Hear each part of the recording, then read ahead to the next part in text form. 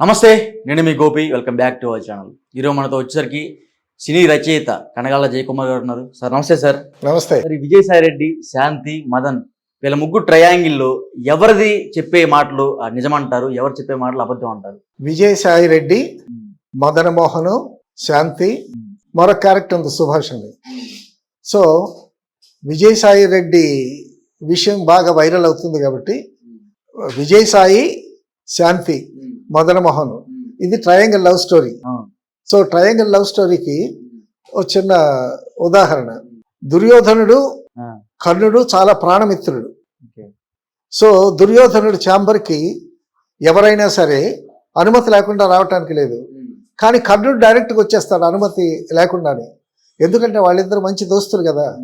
స్నేహానికి ప్రాణం ఇచ్చేటటువంటి కర్ణుడు మనకు అందరికీ తెలిసిందే. ఒకసారి దుర్యోధనుడు ఛాంబర్కి కర్ణుడు వచ్చాడు. కర్ణుడు వచ్చేసరికి భానుమతి భార్య దుర్యోధనుడు లేడా, నా స్నేహితుడు లేడా అని అడిగాడు. అడిగితే వస్తారు కూర్చోండి అనంది. అనంటే కూర్చున్నాడు. కూర్చున్న తర్వాత ఎప్పటికీ దుర్యోధనుడు రావటలా. రాకపోయేసరికి తనకి బోరు కొడతా ఉంది కర్ణుడికి. అప్పుడు భానుమతి ఏం చేసిందంటే చదరంగం అంటామే, ఆ చదరం తీసుకొచ్చి టేబుల్ మీద పెట్టి వస్తాడు ఒక ఆట ఆడదాము అని చదరంగం పెట్టింది. ఆ కాయిన్స్ అన్ని పేర్చారు. పేర్చిన తర్వాత ఆడుతున్నారు. ఆడుతూ ఉంటే అంటే మిత్రుడు భార్య తల్లి లాంటిది. సో ఏ ఏ ఇబ్బంది లేకుండా, ఏ అరమరికలు లేకుండా, మనసులో ఏం లేకుండా చక్కగా ఆడుతున్నాడు. మంచి రెస్పెక్ట్లో ఉంటుండగా చెస్ గేమ్ చాలా ఇంట్రెస్టింగ్గా ఉంటుంది. అవును, అసలు ఆ చెస్ అలవాటు అయితే మాత్రం వదిలిపెట్టలేరు. సో మంచి ఇంట్రెస్టింగ్గా ఉంటుండగా దుర్యోధనుడు ఎంటర్ అయ్యాడు.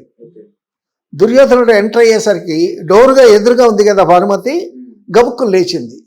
మంచి రసపట్లో ఉంది. ఏంటి లేస్తారని గబుక్కునే ఇట్ట పట్టుకున్నాడు ఆవిడ్ని. పట్టుకుంటే నడుముకున్న వడ్డాణం రత్నాలు, వైడూర్యాలు వాటితో ఉన్న రత్నహారం అనమాట. అది పట్టుకునేసరికి అది తెగిపోయింది. తెగిపోయి కింద మణులు, మాణిక్యాలు, రత్నాలు అన్ని చిందరవందరగా పడి ఉన్నాయి. అక్కడ వెనక్కి తిరిగి చూసేసరికి దుర్యోధనుడు ఉన్నాడు. సో అక్కడ ఘనీభవించినటువంటి ఒక సైలెన్స్. దుర్యోధనుడు చూస్తున్నాడు, భానుమతి అట్ట నిలబడింది భార్య, కర్ణుడు ఇట్ట నిలబడి ఉన్నాడు. ఒక చాలా ఘనీభవించినటువంటి సైలెంట్ ట్రయాంగిల్ అనమాట. ఆ పరిస్థితుల్లో ఎవరు మాట్లాడాలి? ఇద్దరు స్నేహితులు, భార్య ఈ రసకందంలో ఉన్నదని అప్పుడే వెళ్ళిపోతారేంటి అని చెప్పి గబుక్కున లాగేసరికి ఆ వడ్డాను విరిగి అంతా చిందరవందరగా పడింది. ఆ ట్రయాంగిల్ని ఆ ముగ్గురు, ఆ పరిస్థితుల్లో ముగ్గురులో ఎవరు మాట్లాడాలి చెప్పు, నువ్వు చెప్పు. కరెక్ట్. అక్కడ వాళ్ళిద్దరూ కొంచెం ఇబ్బందిలో ఉంటారు, కానీ దుర్యోధనుడు కర్ణుడికి మంచి ఫ్రెండ్ కదా. అప్పుడు దుర్యోధనుడు వచ్చి ఆ రత్నాలన్నీ వేరి మళ్ళీ కూర్చోబెట్టి ఆడండి గేము అని కంప్లీట్ చేస్తాడు. అలాగా ఒక triangle love story. Vijayasai Reddy, Shanti, Madan Mohan. Shanti, Madan Mohan లీగల్గా పెళ్ళైన వాళ్ళు. అయితే అతనేమో అబ్రాడ్లో ఉంటున్నాడు, వచ్చిపోతా ఉన్నాడు. అబ్రాడ్ పంపించింది ఎవరు? అబ్రాడ్ పంపించినా వెళ్ళాలి కదా. పంపించింది ఎవరు? ఈవిడ పంపించింది అనేది విషయం తర్వాత తెలిసింది. అతను అబ్రాడ్లో ఉంటున్నాడు, వెళ్తున్నాడు, వస్తున్నాడు. తర్వాత ఒక విధంగా చెప్పాలి అంటే పురుషుడికి ఉన్న కోరికలే స్త్రీకి ఉంటాయి. తర్వాత పురుషుడి కన్నా స్త్రీకి ఆ వాంఛ ఎక్కువ ఉంటుందని మన శాస్త్రాలు చెప్తున్నాయి. సో భర్త లేనటువంటి ఒక భార్య, ఆల్రెడీ ఇద్దరు పిల్లలు ఉన్నారు, ఆడపిల్లలు ఉన్నారు. వీళ్ళిద్దరికీ కలిగినటువంటి ఆడపిల్లలు ఉన్నారు. తర్వాత ఈవిడ విజయసాయి రెడ్డితో పరిచయం ఏర్పడి, సో ఆ పరిచయం ఏదో ప్రేమగా మారి ఆ విజయసాయి రెడ్డిని ఈవిడ పొగిడి, ఆ పొగడ్తలో ఆయన బాగా స్వీకరించి, ఆ పొగడ్తలో ఆసరా చేసుకుని ఆవిడ్ని ట్యాకిల్ చేసి మొత్తానికి పడేశాడు. ఈవిడ పడిందా, ఆవిడ పడేశాడా, ఏదైనా మొత్తానికి ఇద్దరు కలవటం జరిగింది. అయితే మొత్తానికి గర్భం వచ్చింది. తర్వాత ఈవిడ ఫోన్ చేసింది ఆయనకి. ఫోన్ చేసి నేను వస్తున్నాను అన్నాడు. అని అంటే అప్పుడే రావద్దు అని అంది. ఏనంటే నేను గర్భంతో ఉన్నాను ఇప్పుడు అని చెప్పింది. అని చెప్తే అతను కొన్నాళ్ళు టైం తీసుకున్నాడు. టైం తీసుకుని వచ్చాడు. వచ్చేసరికి డెలివరీ టైంగా అయిపోయింది.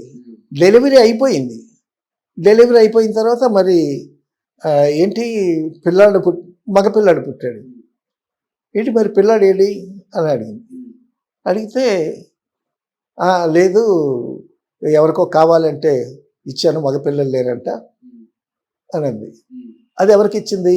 విజయసాయి రెడ్డికి మగపిల్లలు లేరంట, విజయసాయి రెడ్డికి ఇచ్చింది అని అంటున్నారు. ఇది ఒక పెద్ద మలయాళం సినిమా స్టోరీ లాగా ఉంది ఇది. అంటే ఆ బొడ్డోడి పోలికలు ఎవరిలా ఉన్నాయి? పోలికలు చిన్న బిడ్డ పోలికలు అప్పుడే తెలియవు. అంటే ముక్కు ఆయనలాగా ఉంది, చెవి లాగా ఉంది, పెద్దలు అట్లా ఉంది, ఫేస్ కట్ ఒక రకంగా ఉంది. పెద్దోళ్ళు అంటా ఉంటారు కదా, అదే పెద్దోళ్ళు విజయసాయి రెడ్డి లాగా ఉండడం అన్నారు ఎవరైనా? అవన్నీ ఊహలు, తర్వాత కల్పితమైనటువంటి కథలు అవన్నీ. కాబట్టి ముక్కు ఎట్టా ఉంది, మూత ఎట్టా ఉంది, అంటే బెలకాయ ఎట్టా ఉంది, అది కాదు మనకు కావాల్సింది. అంటే టీడీపీ ట్రోలర్స్ ఏమంటారు అంటే డైలీ పోస్టులు చూస్తూ ఉంటాను నేను, సమ్ ఎక్స్లో కానీ లేకపోతే ఇన్స్టాగ్రామ్ చూస్తూ ఉంటే సేమ్ అట్లానే ఉంది పోలికలు. ఏంటంటే ఆ బాబు మొహం బయటికి రాకపోయినా సరే ఏదో బాబు ఫోటో పెట్టి రెండు కంపేర్ చేసినట్టుగా ఆయన ఫారెన్ లో ఉండి లేకపోతే ఆమె భుజమే చేసి బొడ్డ సరే. ఇందులో కొన్ని ఫోటోలు అయితే బాగా వైరల్ అవుతుంది. పలవులు ఊహాగానాలు చాలా ఉన్నాయి. మనం మెయిన్ టాపిక్ మాట్లాడుకుంటే సరే, విజయసాయి రెడ్డికి మగపిల్లలు లేరు, విజయసాయి రెడ్డికి ఇచ్చింది అనేటటువంటి కథనం ఉంది. వచ్చాడు, మరి పుట్టిన బిడ్డ ఏంటి అని అడిగితే చెప్పట్లేదు. తర్వాత వీడికి అనుమానం వచ్చింది, నేను దూరంగా ఉన్నాను, కడుపు వచ్చిందంది, డెలివరీ అయిందంది, నేను దూరంగా ఉంటే దీనికి కడుపు ఎట్ట వచ్చింది. సో భర్త దూరంగా ఉండేటప్పుడు కొన్ని జరుగుతాయి ఇలాగా. కాబట్టి భార్యాభర్తలు అనేవాళ్ళు దగ్గరగా ఉంటే అపోహలు దూరంగా ఉంటాయి. అయితే దూరంగా ఉన్న భార్య మీద భర్తకి నమ్మకం ఉండాలి, భర్త మీద భార్యకి నమ్మకం ఉండాలి. సో ఆ నమ్మకాల మీదే సంసారం సాఫీగా సాగుద్ది. అయితే ఎక్కడన్నా ఒక పొరపాటు చేస్తే సాధారణంగా పెళ్ళైన వాళ్ళు భార్యాభర్తలు కానీ, నీకు పెళ్ళి అయిందా లేదా? పెళ్లి కాలేదు, గాడ్ బ్లెస్ యూ. జస్ట్ 24 కాదు. అయితే సృష్టిలో శారీరకంగా మానసికంగా ఈ సమాజంలో స్త్రీ పురుషుడు ఎంతవరకు సమానం అనంటే అది మాటల్లోనే, చేతల్లోనే లేదు. సరే, మొత్తానికి మదన్ మోహన్కి అనుమానం వచ్చింది. అనుమానం వచ్చిన తర్వాత శాంతిని నిలదీసి అడిగాడు. శాంతిని నిలదీసి అడిగితే లేదు, నాకు వేరే వాళ్ళతో ఇది ఉంది, నేను సహజీవనం చేస్తున్నానని ఎవడో మరొకటి పేరు చెప్పింది. సుభాష్ అంట. సుభాష్ రెడ్డితో సంబంధం ఉంది. సుభాష్ రెడ్డి, రెడ్డా లేకపోతే నాయుడా వదిలిపెట్టు, అతని పేరు చెప్పుకుందాం మనం. సో నేను సహజీవనం చేస్తున్నాను. ఎట్ట చేస్తావు నువ్వు అంటే, నీకు నాకు విడాకులు ఇచ్చేస్తాను కదా, నేను విడాకులు తీసుకున్నాను కదా. అదే, ఎక్కడ తీసుకున్నావు విడాకులు అని అంటే సోషల్ మీడియాలోకి వచ్చి ఆడేం చెప్తుంది, గిరిజన సాంప్రదాయం ప్రకారం నేను విడాకులు తీసుకున్నాను అంటుంది. గిరిజన సాంప్రదాయం ప్రకారం ఏదైనా సరే చట్టబద్ధంగా విడాకులు, ఇప్పుడు గిరిజనులైనా పురజనులైనా ఎవరైనా సరే మనుషులకి న్యాయం ఒకటే కదా. అయితే ఆ గిరిజన జాతికి విడాకులు తీసుకునేటువంటి సాంప్రదాయం ఏం సాంప్రదాయం? ఒకవేళ అదే సాంప్రదాయం అయితే వాళ్ళకి వేరే సాంప్రదాయం ఉంటే అది చట్టబద్ధం చేయాలి. ఆ సాంప్రదాయం చట్టబద్ధమైందా, చట్టబద్ధం కాలేదనేటటువంటి విషయమే చెప్తున్నారు అందరూ. ఇప్పుడు గర్భవతి అయ్యి పిల్లాడు పుట్టి పిల్లాడు కనిపించలేదు. విజయసాయి రెడ్డి ఆయనేమో ముసలోడు, తెల్ల జుట్టేసుకున్నాడు, ఆయన నన్నేమి వాయిస్తాడు. నేను గిరిజన మహిళని, నేను చదువుకున్నాను, గిరిజన మహిళని నన్ను వేధిస్తున్నారు, ఇదేమన్నా మీకు న్యాయం అని ఏడుస్తూ ఉంది. సరే, ఈ ఏడుపులు పెడబొబ్బలు చూసి ఛానల్స్ వాళ్ళు, మీడియా వాళ్ళు ఆవిడ మీద పడ్డారు. ఆవిడ మీద పడి సో ఆవిడ్ని కన్నీరు కారుస్తూ ఏడుస్తూ ఉంది. నేను చదువుకున్నాను, నేను మంచి బట్టలు కట్టుకోకూడదా, నేను 10 మంది మగాళ్ళతో మాట్లాడకూడదా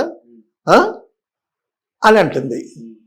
ఈయన మదన్ మోహన్ ఏమంటున్నాడు, మంచి బట్టలు కట్టుకోవచ్చు, మంచి తిండి తినొచ్చు, 10 మందితో మాట్లాడొచ్చు, కానీ పిల్లల్ని కనకూడదు అంటున్నాడు ఆయన.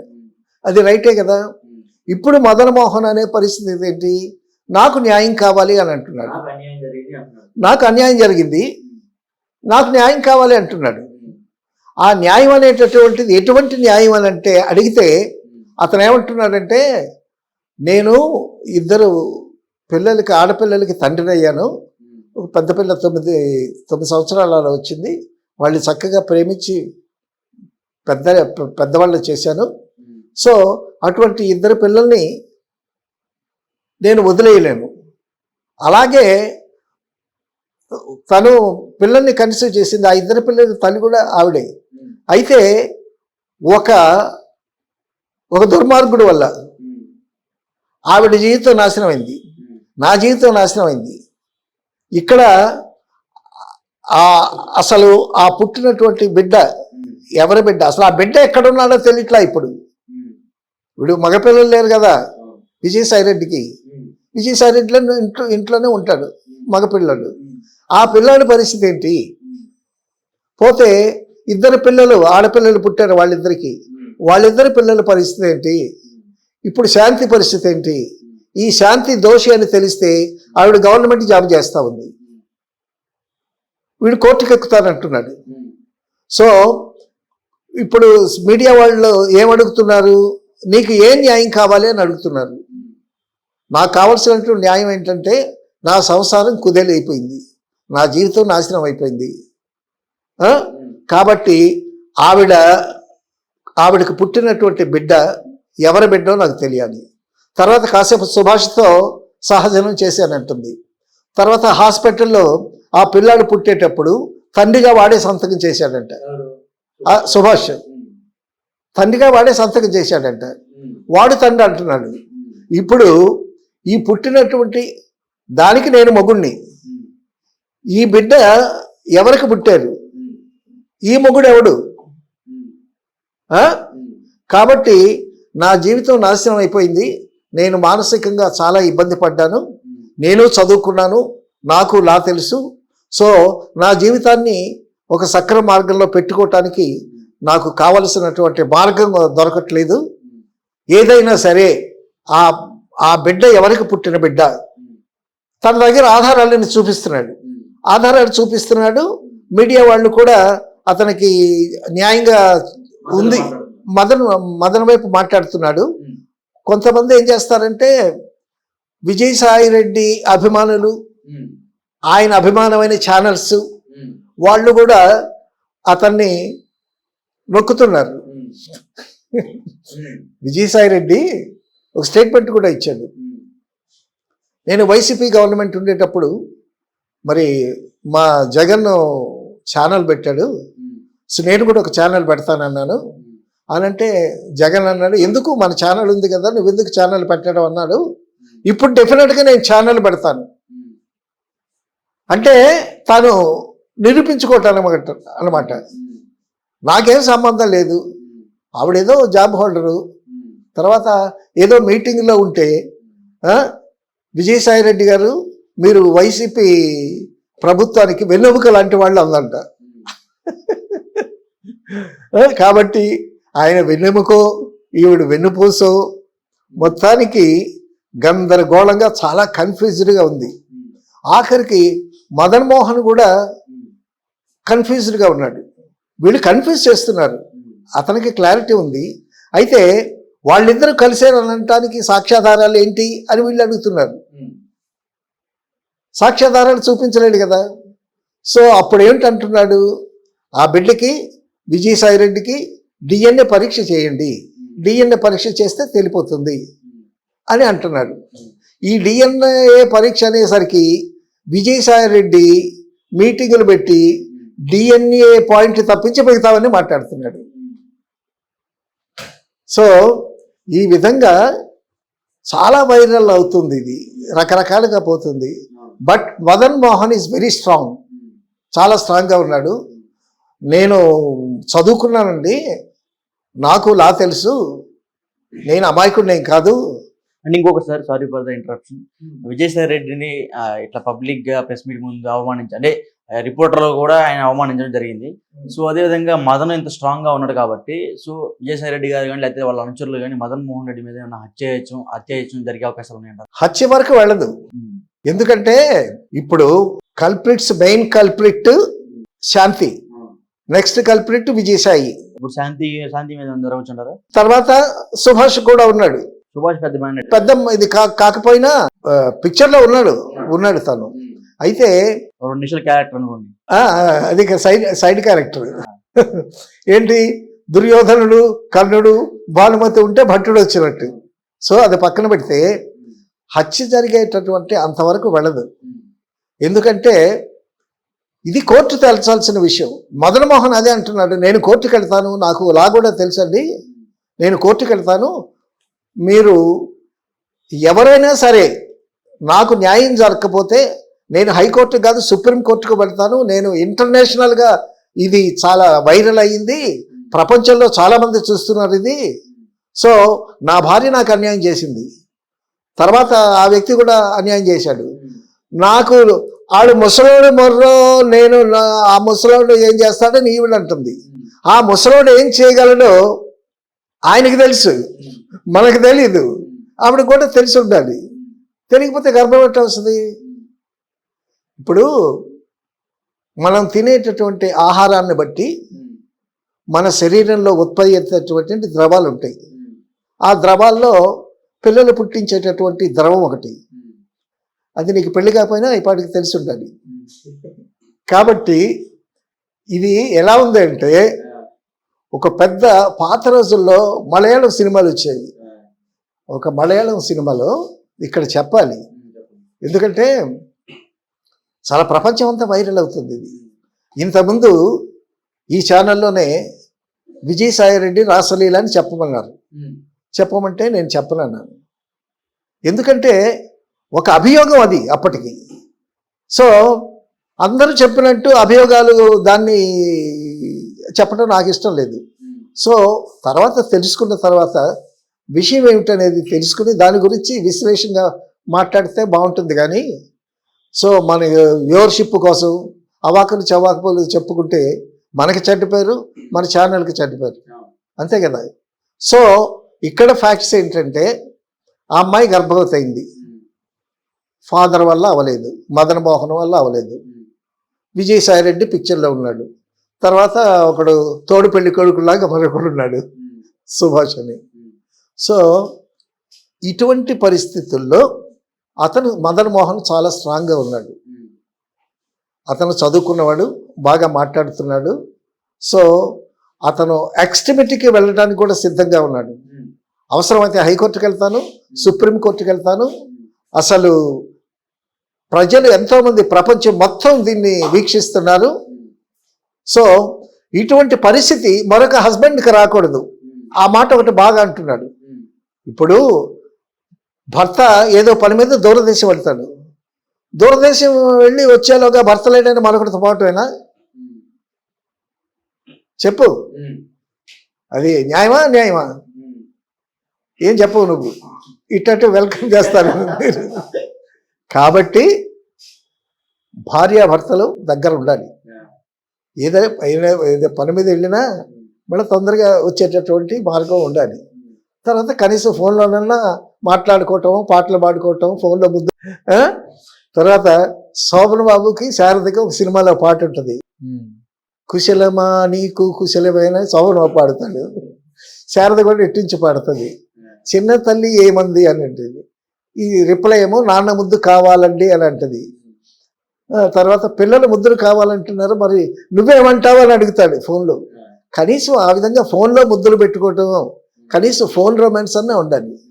లేకపోతే ఏమవుతుందంటే, ఇందాక చెప్పినట్టు ఈ డిజైర్స్, సెక్సువల్ డిజైర్స్ ఇవి స్త్రీ పురుషులకి ఉంటాయి. మనమేమో ఆడవాళ్ళని ఇగ్నోర్ చేస్తాం. అలా కాదు. ఇప్పుడు సెక్సువల్గా మగవాడు ఎట్టాగ తృప్తి చెందాలో ఆడది కూడా అలాగా తృప్తి చెందుతుంది. మలయాళంలో ఒక సినిమా ఉంది, భయంకరంగా ఉంటుంది ఆ సినిమా. ఒక తండ్రి, ఫారెస్ట్ బ్యాక్డ్రాప్ సినిమా అంతా. ఒక తండ్రి కొడుకు, వాళ్ళు కట్టెలు కొడుతుంటారు. కట్టెలు కొట్టి ఆ కట్టెలు మోపు కట్టి తీసుకొచ్చి అమ్ముకుంటూ ఉంటారు. ఈ కుర్రాడు చదువుకుంటూ ఉండి తండ్రికి సాయం చేస్తూ ఉంటాడు. సో వీడికి చదువు అయిపోయిన తర్వాత వీడు మిలిటరీ సెలక్షన్కి వెళ్తాడు. సెలెక్ట్ అవుతాడు. వీడు మిలిటరీకి వెళ్తాడు. అప్పటికేంటి, కొడుకు పెళ్లి చేస్తాడు. కొడుకు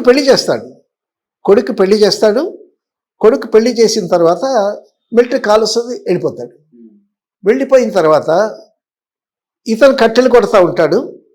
ఇతను చేసే వృత్తి కట్టెలు కొడతా ఉంటాడు. కొడుకు భార్య ఉంది కదా, ఈ కోడలు అతనికి సహాయం చేస్తూ ఉంటుంది.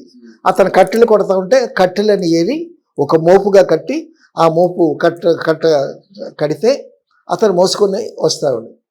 ఈ విధంగా ఉంటుండగా ఒకరోజు వాడు కట్టెలు కొడతా ఉంటాడు. చెట్టు మీద కట్టెలు కొడతా ఉంటే ఈవిడ కింద నుంచుంటుంది. చూస్తూ ఉంటుంది. చూస్తుంటే ఆ కట్టెలు కొట్టే పోస్చర్లో వీడి కండలు, తర్వాత ఆ పంచె ఎత్తుకపట్టాడు, ఆడి తొడలు, ఆ పిక్కలు, ఆ కండలు చూస్తూ ఉంటుంది. ఇప్పుడు పెళ్ళయిన తర్వాత భర్త సుఖం ఎంజాయ్ చేయలేదు ఆవిడ. కానీ ఆ దృష్టి డైవర్ట్ అవ్వటం సహజం అది. సరే, ఇలా జరుగుతూ ఉంటుండగా మొత్తానికి ఆ అమ్మాయిని గమనిస్తున్నాడు ఈ మామ, కోడలు మామ. వాళ్ళిద్దరూ చూపులు కలిసాయి, అభిప్రాయాలు కలిసాయి. వాళ్ళిద్దరు కలిశారు, కోడలను మామ కలిశారు. దీనికి గర్భం వచ్చింది. వాడు మిలిటరీ నుంచి వచ్చాడు. ఇక్కడ చూడు పరిస్థితి, వాడిది అదేమో గర్భంతో ఉంది, వాడేమో కూతుర్ని వైఫ్ని కలవకుండా వెళ్ళిపోయాడు మిలిటరీ. ఇప్పుడు పరిస్థితి ఏంటి? ఆఖరికి ఆ క్లైమాక్స్ ఆ మలయాళీ డైరెక్టర్ ఎవడో కానీ చాలా అద్భుతంగా తీశాడు. వాడు తండ్రి కొడుకులు దెబ్బలు అనుకుంటాడు. తండ్రితో కలబడతాడు, తండ్రి కొడుకులు దెబ్బలు అనుకుంటారు. తండ్రినేమో కొట్టేసి పడేసేసి వీడు ఆ గండ్రగొడ్డలు పట్టుకుని లోపలికి వెళ్తాడు. అది లోపల ఉంటుంది, దాక్కుంటుంది. లోపలికి వెళ్తాడు, కట్ చేస్తే అది గండ్రగొడ్డలు పట్టుకుని బయటకు వస్తుంది. ఆ గొడ్డలకేమో రక్తం ఉంటుంది. ఎంత భయంకరమైన సిచ్యువేషన్ అది. అంటే స్త్రీ తను పెళ్ళైనా సరే శారీరకంగా కలిసింది అతన్ని, అతని ద్వారా కడుపు వచ్చింది అతనికి. పుట్టపోయేటటువంటి బిడ్డకి తను తల్లి, అతను భర్త. ఇప్పుడు మంగళసూత్రం కట్టడం ఇవన్నీ ఫిజికల్ ఫినామినా. కాబట్టి ఏంటంటే నేను శారీరకంగా అతన్ని కలిశాను, సో పుట్టబోయే బిడ్డకి నేను తల్లిని అయినా సరే అతనే తండ్రి అని మొగుడిని వేసేసింది అనమాట.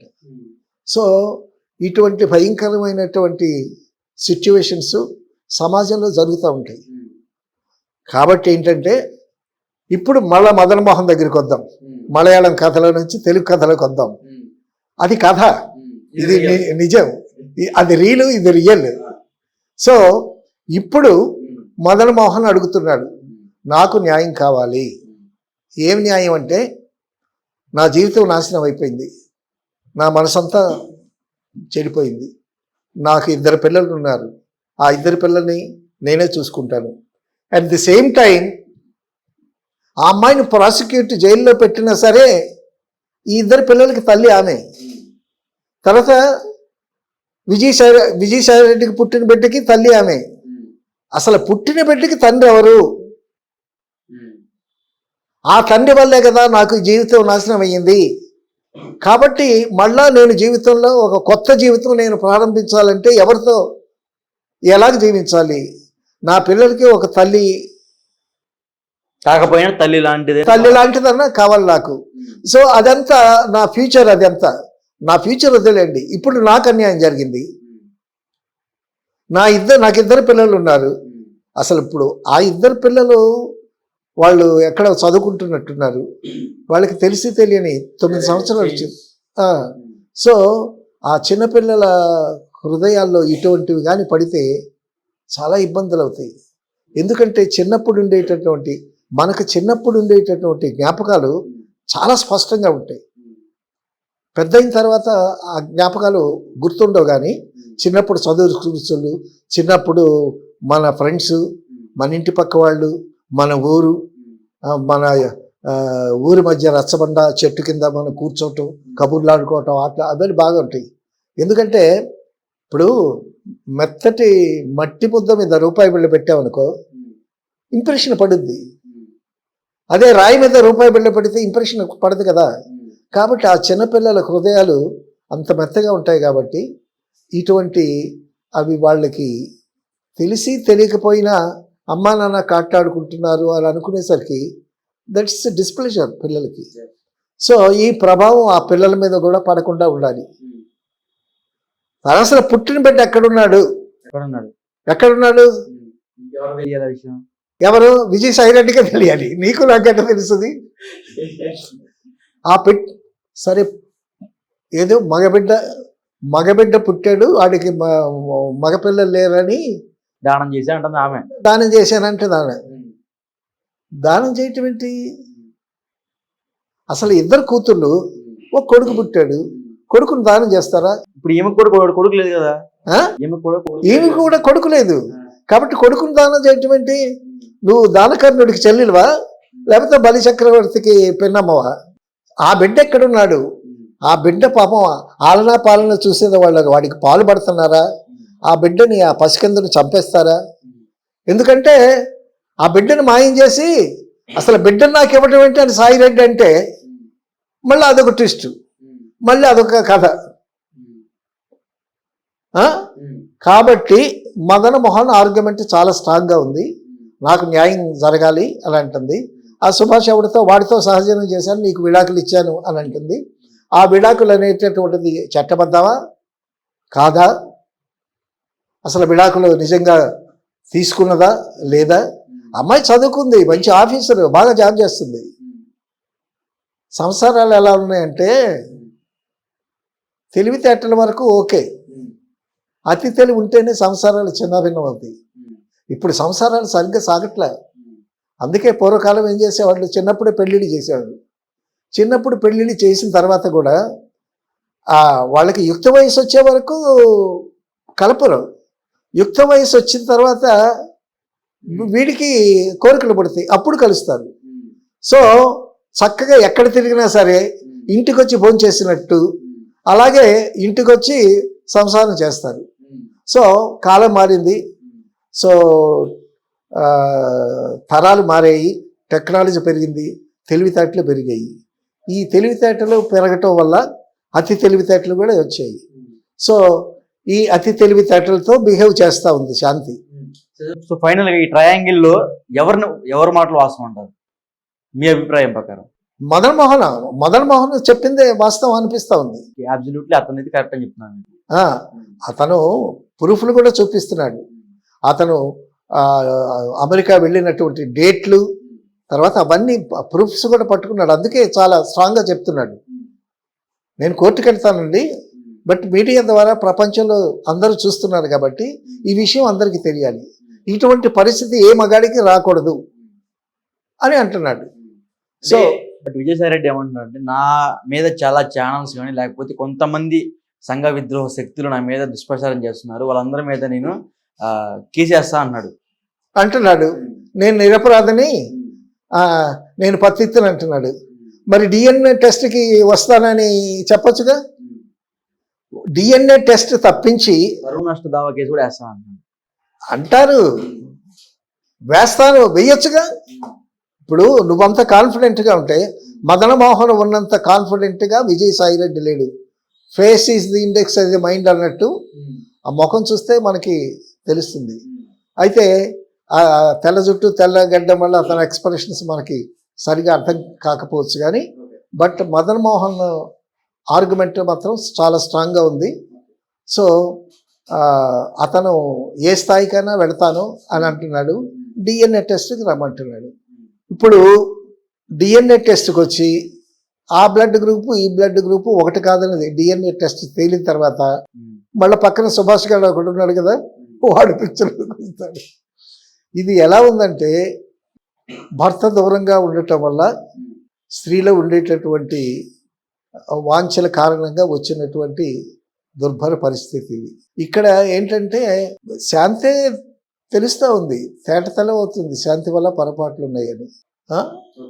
సో ఈ విధంగా ఇది బాగా వైరల్ అవుతుంది. సో మొట్టమొదటే విజయసాయి రాసలీల గురించి చెప్పమంటే నేను అందుకే అభియోగాన్ని నమ్మకూడదు. మనం విషయాలు తెలుసుకున్న తర్వాత వాటి గురించి మాట్లాడితే అందం చందం. ఇది పరిస్థితి. నా దృష్టిలో మదన మోహన్ అతను రైట్గా బిహేవ్ చేస్తున్నాడు, చాలా ఎమోషనల్గా ఉన్నాడు. ఆ అమ్మాయి ఎమోషనల్గా ఉంది, కళ్ళమట్ట నీళ్లు కలుస్తూ ఉంది. విజయసాయి రెడ్డి అగ్రెషన్ ఇస్తా ఉన్నారా? విజయసాయి రెడ్డి అగ్రెషన్ ఇస్తా ఉన్నారా? డెఫినెట్గా ఉంటాడు. ఎందుకంటే అతను తప్పు చేశాడా లేదే తనకు తెలుసు. బట్ ఒక సిచ్యువేషన్ ఎదుర్కోవాలి కదా, ఒక సిచ్యువేషన్ ఎదుర్కోవాలి. అతను ఒక రాజకీయ నాయకుడు, పేరు పలుకుబడి ఆర్థికంగా స్తోమత ఉన్నవాడు. సో ఆ సిచ్యువేషన్ని అటాక్ చేయటానికి తన ఆర్గ్యుమెంట్స్ తనవి. మిగతా ఛానల్స్ వాళ్ళందరితో కూడా అదే చెప్తున్నాడు. నేను కూడా ఛానల్ పెడతాను అని అంటున్నాడు. సో ఈ విధంగా ఒక ట్రయాంగిల్ స్టోరీ, ఒక ట్రయాంగిల్ డ్రామా, మంచి ఒక షార్ట్ ఫిల్మ్ తీసుకోవచ్చు. షార్ట్ ఫిల్మ్ ఏంటి, మీరే సినిమా తీయచ్చు. పార్ట్ 1 పార్ట్ 2 కూడా తీసుకోవచ్చు. ఓకే. సో ఒక పార్ట్లో ఏమో మదన్ మోహన్ హీరో, సెకండ్ పార్ట్లోనేమో శాంతి లేడీ ఓరియంటెడ్, తర్వాత మదన్ మోహన్. సో ఇటువంటి సంఘటనలు అంటే చాలా చోట్ల జరుగుతాయి. ఇప్పుడు మీడియా వచ్చింది కాబట్టి ఇవన్నీ బయటకు వస్తుంది. సో మీడియా ఇంత ఉధృతంగా లేనటువంటి సమయాల్లో భార్యాభర్తల మధ్య చిన్న పొరపచ్చాలు వచ్చినా సరే సర్దుకుని పోయేవాళ్ళు, అవి తెలియకుండా ఉండేవి. ఇప్పుడు ఏదో చాకలోడు ఏదో అన్నాడని కదా రాముడు సీతను అనుమానించాడు. ఇప్పుడు ఒక చాకలోడు అనుమానించాడు, పక్కింటోడు అనుమానించాడు అనుకో, పెళ్ళాన్ని వదిలేస్తాడా? రాముడైతే వదిలేస్తాడు, సామాన్య మానవుడు వదలలేడు కదా. సో ఇటువంటి పొరపచ్చాలు ఎక్కడ ఉంటే ఇది పొరపచ్చం అనడానికి కూడా లేదు, పెద్ద ఇష్యూ అయిపోయింది. ఒక మగబిడ్డ పుట్టాడు, ఆ బిడ్డ కనిపించట్లేదు, ఆ బిడ్డ పరిస్థితి ఏంటో తెలియలేదు. తర్వాత 2 ఆడపిల్లలు ఎక్కడ చదువు దూరంగా ఉన్నారు. సో మళ్ళీ శాంతి మదన్ మోహన్ కలిసి ఉండేటటువంటి అవకాశం లేదు.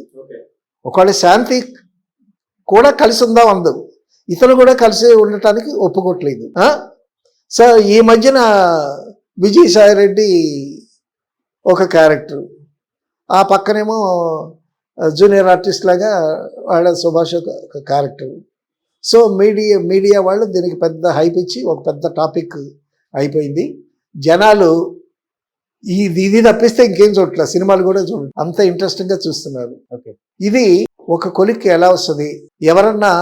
ఎవరన్నా పెద్ద మనుషులు భార్యాభర్తలకి ఏదో గొడవ వచ్చి విడిపోతామంటే పెద్ద మనుషులు వచ్చి వాళ్ళిద్దరిని కలుపుతారు.